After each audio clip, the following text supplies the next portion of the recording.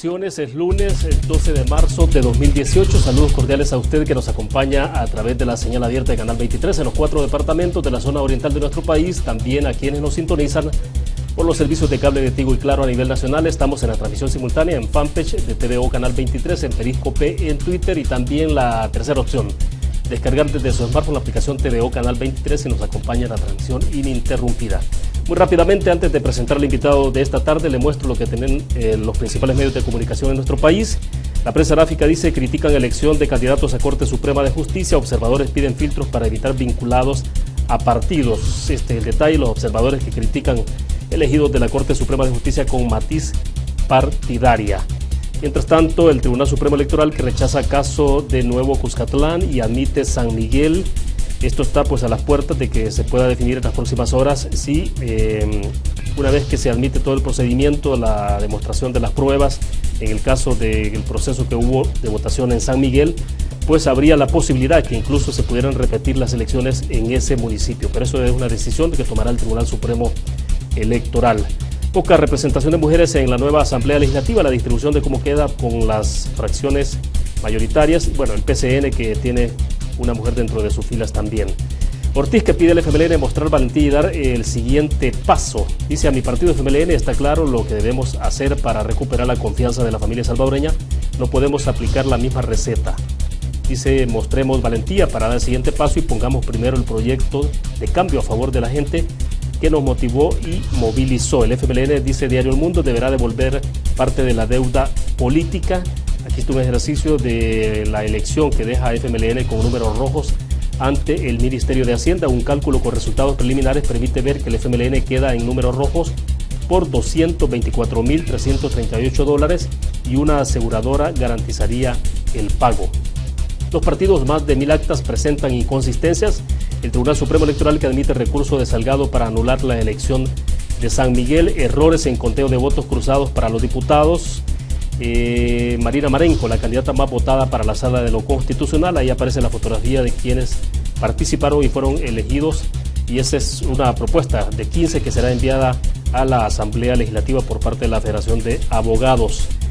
Este día, dice, presentamos el calendario electoral interno para elección de candidato a presidente de la República, el CEN, que es el Centro Electoral del Partido Arena, donde hace el proceso, prácticamente lo han mostrado ahora el calendario. Estuvieron presentes los 3 aspirantes a candidatos presidenciales. La Embajada de Estados Unidos que recuerda a los salvadoreños que la fecha límite para la reinscripción del TPS se acerca. Decía la embajadora hace algunas horas atrás que todavía faltan 70.000 personas para llegar a los 196.000 de la reinscripción anterior. Si conoce a alguien que esté en el programa, es urgente, dice ella, que le comparta esta información. Esta declaración la dio en Pencho y Aida. Lorena Peña dice que respecto de lo que dijo José Luis Merino, de que el FMLN no descarta ni afirma eventual alianza con Bukele, dice Lorena Peña que esa es una opinión muy personal de él. El partido tomará en su momento su decisión. El diario de hoy en su portada lo que está mostrando es los candidatos a edades que pasan al filtro del CNJ. Pues bien, queremos avanzar en la entrevista por el tiempo y las disculpas del caso porque estamos comenzando un poco tarde. Disculpa a nuestros televidentes y también a nuestro invitado. Agradecemos que nos acompañe en nuestros estudios Luis Mario Rodríguez, director del Departamento de Estudios Políticos de FUSADE. Luis Mario, bienvenido, buenas tardes. William, buenas tardes, gracias por la invitación. Bueno, rápidamente, y reitero las disculpas del caso, Luis Mario, porque estábamos puntuales en el inicio. Pero bueno, a ver, a pesar de las derrotas, de los triunfos que han habido, pero sobre todo las derrotas en esta elección que recién ha terminado el domingo anterior, Luis Mario, parece que el tema de alternancia se está asumiendo con menos sobresaltos que en algún momento se pensaba, ¿no? Digo, el caso del FMLN en particular, que es el que salió más trasquilado en este evento, parece que ha habido menos aspaviento, ¿no? Un poco la valoración inicial por ese lado, Luis Mario. Bueno, es un dato bien importante, William. Muchas gracias por la invitación a su programa. En 2009 tuvimos la alternancia, la gran alternancia después del acuerdo de paz en El Salvador. Allá el Frente asumió la presidencia de la República y Arena no tuvo reparo en entregar el poder. Rodrigo Ávila, que era el presidente, candidato presidencial en ese momento, básicamente asumió la derrota de inmediato y felicitó al candidato en aquel momento, el expresidente Mauricio Funes. Lo mismo sucedió en 2014 cuando gana el Frente de nuevo la presidencia por muy pocos votos, 6.300, si no me equivoco, 0.20% de diferencia, una de las diferencias más estrechas en las elecciones contemporáneas en América Latina. Hay que señalar que, bueno, ahora, en el caso de la elección legislativa, ciertamente hay una diferencia muy grande de votos entre el FMLN y Arena. Aquí hay que hacer dos lecturas. La primera, la que usted muy bien señala, el FMLN ha asumido los resultados y los ha aceptado, los ha reconocido, no obstante encontrarnos en una etapa de escrutinio preliminar en la que los resultados no están firmes. Eso se ha dado por dos cosas. Primero, porque, frente a 2015, el procesamiento de los resultados electorales preliminares que el Tribunal Supremo Electoral efectuó es notablemente superior que hace 3 años. A esta fecha, en 2015, no teníamos la menor idea de cómo habían quedado distribuidas las alcaldías y los diputados. Y por tanto ahora, no obstante el problema que se dio, que podemos hablar luego en la asignación de preferencias y que presentó un listado equivocado de diputados en los partidos, bueno, los dos mayoritarios, Arena y el Frente, tienen sus listados y copias de sus actas y por tanto han podido también confrontar estos datos con los que ha subido el tribunal a la página web y ha aceptado uno que perdió una cantidad importante de diputados de 31 a 23 aproximadamente en el caso del Frente y el otro que subió de 35 a 38, vamos a decirlo de manera preliminar, en el caso de Arena. La segunda lectura es que ciertamente en apariencia hay, digamos, una victoria para el principal partido de oposición, pero hay que entender que el Arena obtuvo inclusive menos votos que en su elección legislativa de 2015. Claro. Y eso significa que ciertamente logró que la mayoría de sus electores le respaldaran y lo que sucedió fue que el FMLN, de los 800.000 votos aproximadamente que obtiene en las legislativas, 300 prácticamente, un poco más, se le quedaron sin ir a votar. Ahora, esa parte es interesante porque tal parece entonces, Luis Mario, que todo este tema del voto duro, a estas alturas parece que el voto duro no es tan duro. Por lo que ha ocurrido... Interesante, sí, correcto. Es un buen punto de análisis, ¿no? Claro, por supuesto, porque, son simpatizantes, en teoría, de los partidos que lo que están haciendo es mostrarles a los institutos políticos su descontento por lo que han hecho en el pasado, o por lo que no han hecho en el presente, administrando, digamos, de manera incorrecta la cosa pública. A mi juicio, a ambos partidos, los ciudadanos les están mandando un mensaje. Arena disminuyó en prácticamente todos los departamentos en cuanto a voto legislativo y también en voto municipal, ¿ya? Respecto de 2015. Sí. Y el FMLN, pues ya vimos una debacle importante que pierde, pues, prácticamente 9 diputados, 8 diputados, pierde la llave de la mayoría calificada para préstamos, elección de segundo grado de funcionarios. Ciertamente hay ahí dos lecturas, una que tiene que ver con lo que usted dice, hay un electorado que cada vez más está razonando su voto, y esto es importante porque no le endosa de inmediato la confianza a los partidos, y ahora todos los institutos políticos, grandes y pequeños, tendrán que entender, o deben entender, que cuando van a elecciones deben rendir cuentas, y por tanto, la factura que le está pasando a los partidos, los ciudadanos a los partidos, es importante. Y la segunda lectura tiene que ver de cara a la presidencial. Esta es una elección de medio término, estamos a un año de la elección presidencial, digamos que hay, vamos a decir, una especie de encuesta ciudadana de cómo se está viendo a los partidos. Es cierto que los ciudadanos participan de manera diferente y tienen una lectura diferente en las municipales y legislativas que en las presidenciales, pero es un aviso para ambos partidos tradicionales que deben modernizarse y que deben mostrar sus mejores cartas en cuanto a candidatos presidenciales y sobre todo sus programas de gobierno, porque entonces, si no lo hacen, o va a haber una participación baja en la presidencial, o podría en algún momento tenerse hasta una tercera fuerza ahí queriendo meterse. Luis Mario, ¿usted lo vería esto el mensaje más claro para las fuerzas mayoritarias, menos para los partidos pequeños? Digo, porque los partidos pequeños, algunos crecieron, ¿no? Antes de comenzar la entrevista decíamos, bueno, el caso del PDC es el más evidente, ¿no? De un diputado pasó a 3. Es correcto. Y bueno, el PCN también ha tenido una buena participación, en general los demás partidos, pero es el mensaje para todos los partidos políticos. Bueno, es en general, hay que señalar que en el caso de los minoritarios, la fórmula de cocientes y residuos mayores, el tipo de sistema electoral que tenemos en El Salvador permite que haya representación de más de 2 fuerzas políticas.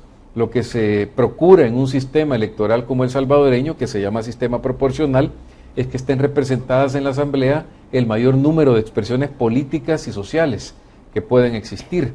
Es decir, se sacrifica la gobernabilidad porque cuesta más ponerse de acuerdo entre muchas fuerzas políticas en aras de la representatividad, de tal manera que haya varias expresiones políticas y sociales en la Asamblea. Y por eso la fórmula, de alguna manera, empuja a que los pequeños tengan la oportunidad de obtener un número importante de diputados.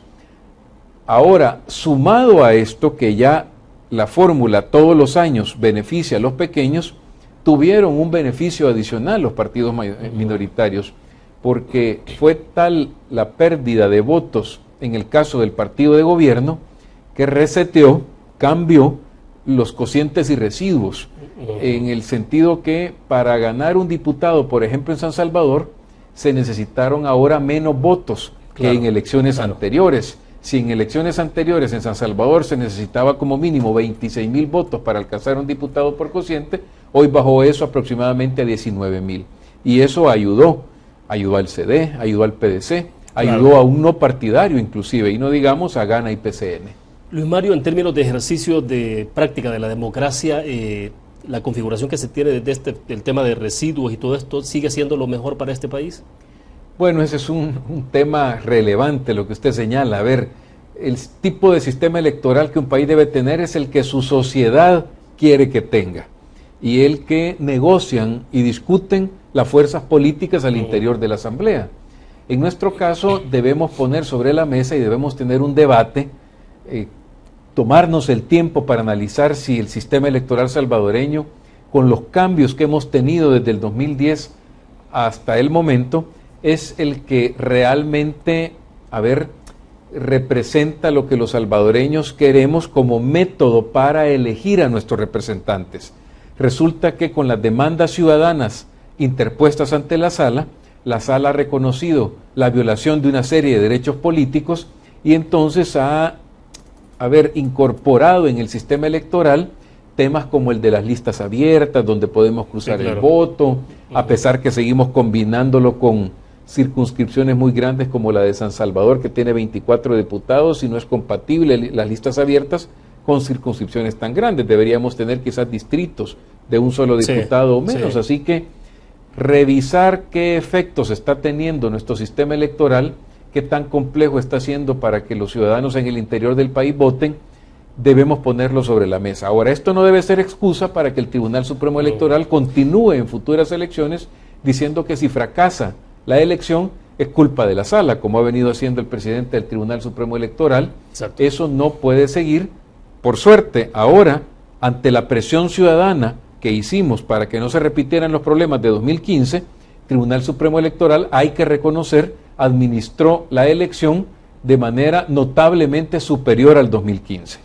Platicábamos antes de comenzar la entrevista de incluso cosas que pueden ser nimiedades, pero dicen bastante. La integración misma de las juntas receptoras de votos, la ciudadanización de las juntas receptoras de votos, fue interesante, ¿no? Sí. Y el otro punto que me parece relevante, lo podemos conversar, tenemos que hacer la pausa, es en torno a los resultados, a qué hora cerró cada junta receptora de votos. Eso es. Tal parece que no hubo gente que llegara hasta las 3, 4 de la madrugada. Correcto. O amaneciera incluso. Platiquemos de esos dos temas cuando regresemos, Luis Mario, y me interesa que hablemos un poco, no hubo violencia, ¿no? Claro. Que es un punto importante, pero uno tiene la impresión de que el punto negro de esto fue lo que tuvo que ver el famoso tema sobre el marcaje, ¿no? El error humano. El error humano en el caso de Smartmatic, pero bueno, sí. Vamos a ir a una pausa comercial, regresamos con más de Conexiones, volvemos.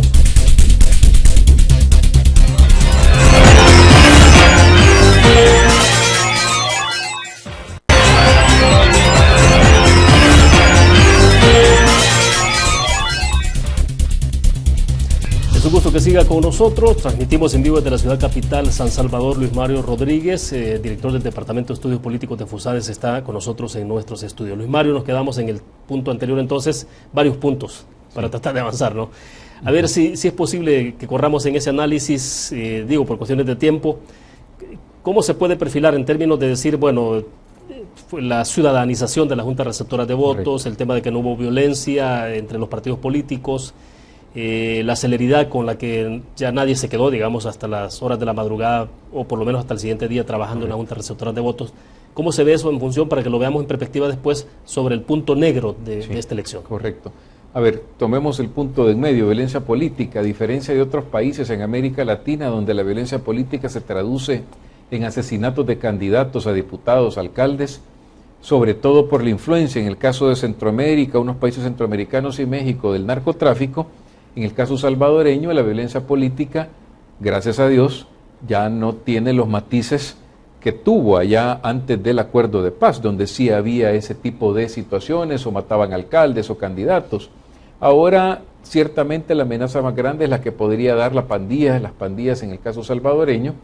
No se dio, digamos, un ambiente como en 2014 o 2015, donde las pandillas allá en esos años se especulaba que estaban quitando DUIs o estaban amenazando que los ciudadanos no fueran a votar o a que votaran por determinado partido político.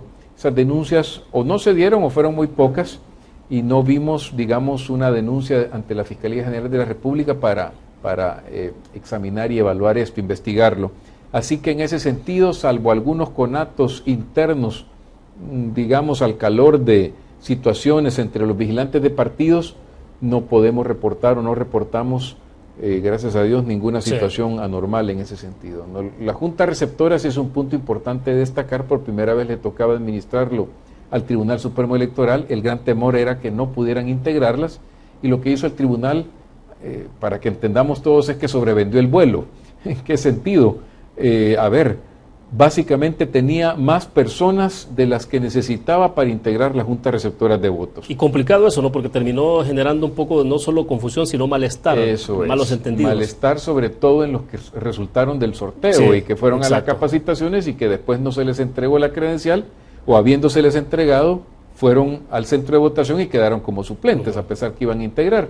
Pero hay que explicarle a la población que, por ley, quienes integran la Junta Receptora, después de la sentencia de la Sala de lo Constitucional, que ordenó que no hubieran personas con afiliación partidaria, son los que están en la lista de los partidos. Las personas que envían los partidos políticos, que no deben estar afiliadas, son los llamados en primer lugar para integrar la mesa de acuerdo a la ley. Si esos no están, entonces vienen los sorteados, que efectivamente el tribunal tuvo que obtenerlos porque apenas, o digamos, fueron 60,000, 62,000 personas las que vinieron del listado de los partidos. Resultó entonces que los partidos, fuera del plazo, le pidieron al tribunal que les permitiera sustituir de las listas originales que habían enviado a aquellos que tenían ciertas inhabilidades, ya sea porque por error el partido envió un muerto, envió a alguien que no sabía que vivía en el exterior, o envió a alguien que caía en alguna inhabilidad que el Código Electoral establece, tener más de 60 años, ser empleado del tribunal. Entonces empezó a sustituir a estos inhábiles, y en la medida que los sustituyó, a estos de las listas de partidos, fue desplazando a los sorteados y se le quitó el espacio a los sorteados. Pero aún así, se integraron la mayoría de juntas receptoras de manera combinada, por listas de partidos o por sorteados, algunas solo por sorteados, otras solo por listas de partidos.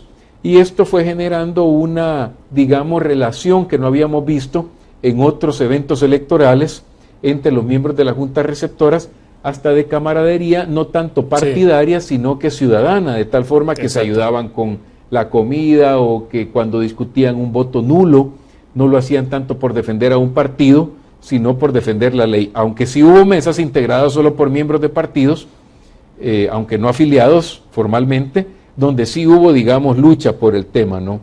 De la validez de un voto. Y respecto de la capacitación que recibieron todas estas personas, fue también de un mejor nivel que en 2015. Se empezó a capacitar con suficiente anticipación, había por lo menos 1, 2 o 3 capacitados dentro de las mesas, y hay que señalar que, como usted bien dice, no llegamos hasta las 2 de la mañana porque no teníamos elección de Parlamento Centroamericano. el método de conteo fue distinto, se hicieron bloques de votos, y también hay que decir, la capacitación, digamos, fue más efectiva que en 2015. Ahora bien, el punto negro, si le podemos llamar así, sería entonces lo que ocurrió con Smartmatic, con el conteo por marcas. ¿Es eso, cree usted, que lo que ha dejado más ese sinsabor? Quiero que agotemos ese punto porque para que hablemos un poco también sobre el tema de gobernabilidad democrática. ¿Cómo se plantea entonces este resultado electoral y qué va a pasar en 2019? De acuerdo, sí, efectivamente, ese error humano, como lo describió la empresa y lo ratificó el tribunal, sembró la duda y por supuesto hizo que los partidos reclamaran, con justa razón, y sobre todo los candidatos que salieron afectados, porque le asignó preferencias a candidatos que no eran. Y por lo tanto todos conocimos listas de candidatos que supuestamente habían ganado una diputación, listas erróneas, que después cambió ya en la noche cuando el tribunal reconoció su error. A ver, lo malo de esto efectivamente es haber tenido un error en algo tan básico como la asignación de preferencias a los candidatos para saber quién entraba a la asamblea y quién no, cosa que en 2012, donde también hubo una elección similar y se asignaban preferencias, no se presentó. Allá la empresa española no tuvo este error y acá en 2018 eso sin duda alguna dejará ahí un tema sobre la mesa para debatir qué tipo de tecnología debemos contratar.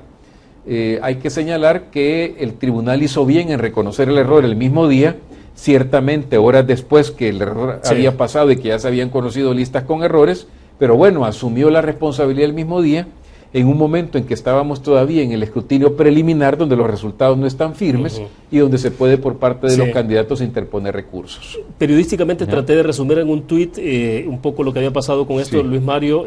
Por ejemplo, yo decía, claro, fue una opinión muy particular como periodista, ¿no? Lo que decía era que esto lo que había provocado en su momento era había generado falsas expectativas, porque muchos creyeron de que habían entrado, ¿no?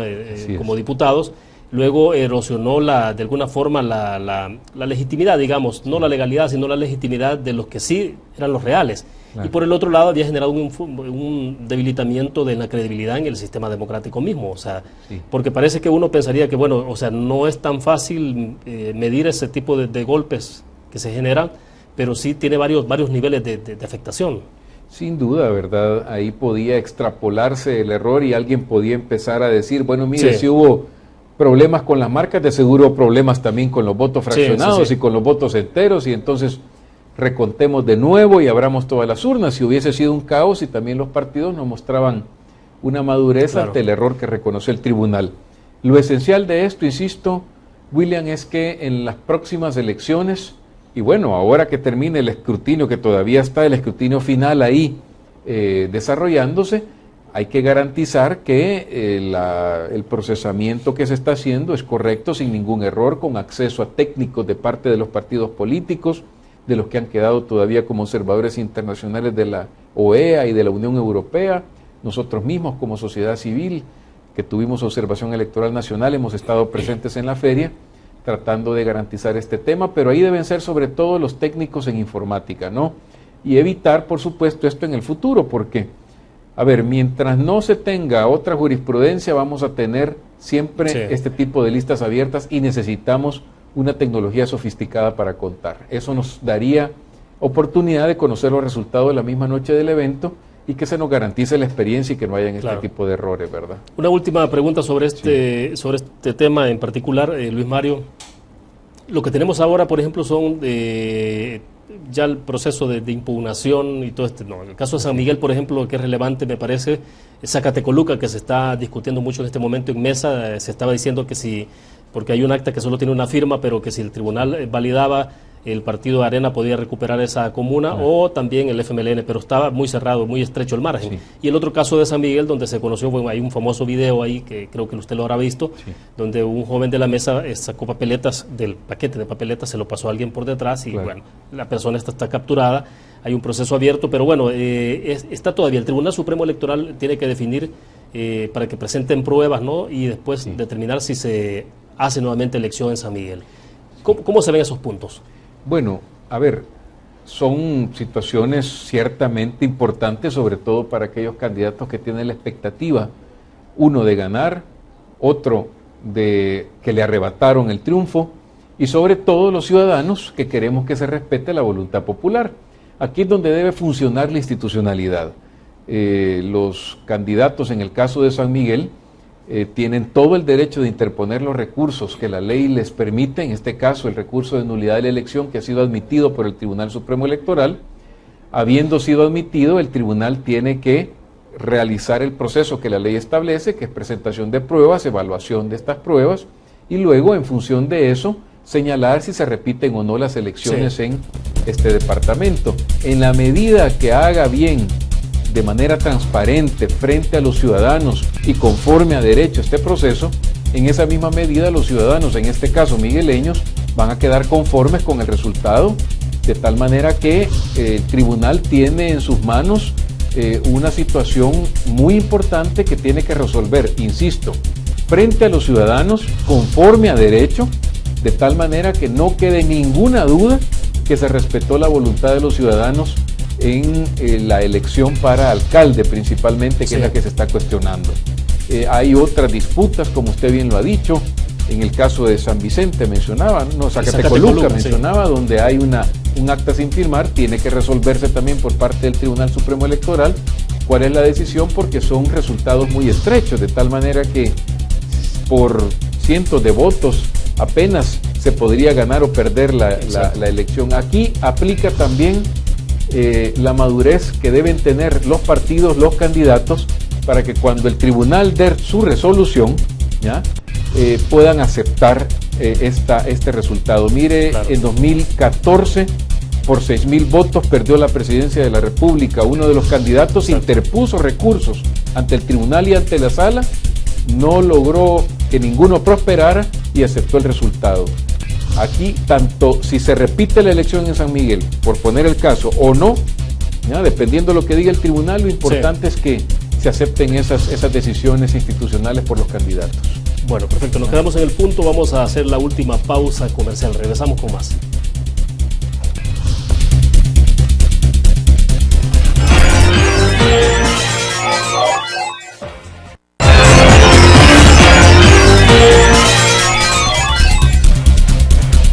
Bien, estamos al cierre de conexiones, nos quedan unos 6 minutos, Luis Mario, para dejar los últimos minutos. Entonces, esta parte que creo que es importante analizarla, Luis Mario, porque ustedes hacen muy buenos estudios alrededor de esto, el tema de gobernabilidad democrática, institucionalidad.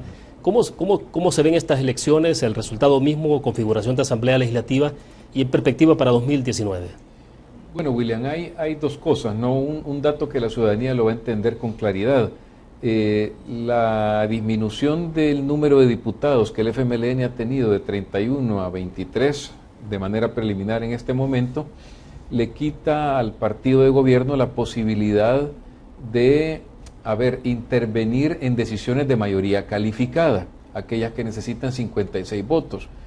Me refiero a aprobaciones de préstamos, a elección de segundo grado de funcionarios como el fiscal general, magistrados de corte, del Suprema de Justicia o magistrados de Corte de Cuentas de la República.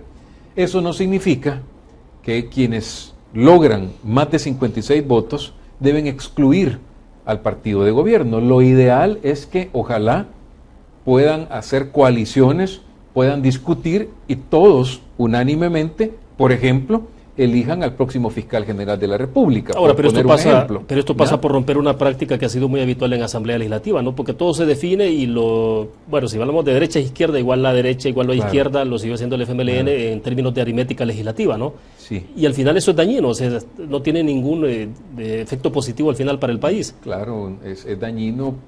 Todo lo que va en contra del bien común no debería practicarse en la Asamblea. Y hay que señalar que desde 2009 que entró el FMLN al gobierno, tuvo, vamos a decir, respaldo legislativo para que se le aprobaran sus leyes por 43 votos, ya sea por parte del partido Gana y en algún momento se sumaba el PCN, y en otras decisiones inclusive tuvo el respaldo de Arena para aprobar proyectos que venían desde la Presidencia de la República. Ser oposición no significa rechazar absolutamente todo lo que venga del contrario. Eso es una oposición desleal. Una oposición leal es aquella que aprueba decretos, aunque vengan del partido contrario, si con ese decreto se beneficia al pueblo. Claro. ¿Ya? Hay que señalar que ciertamente podría pensarse que este último año de gobierno para el presidente Sánchez Serén será un año bastante difícil, donde tendrá que trabajar muy duro para hacer alianzas, para lograr coaliciones, para sumar respaldos de partidos como Arena, el PCN, Gana mismo. Estamos ante las puertas de una presidencial y eso también, cambia los comportamientos electorales, porque quieren, ganar votos, ¿no? Ahora, pero sí, esto va a demandar habilidad y capacidad de negociación, ¿no? Es correcto. Digo, para el partido en el gobierno, en el caso del FMLN. Es correcto. Fíjese, insisto que durante las 2 presidencias del FMLN se ha tenido gobernabilidad legislativa porque los 43 votos se obtuvieron con partidos como Gana. El Frente inclusive podría obtener los 43 votos si suma a Gana y al PCN, ¿ya?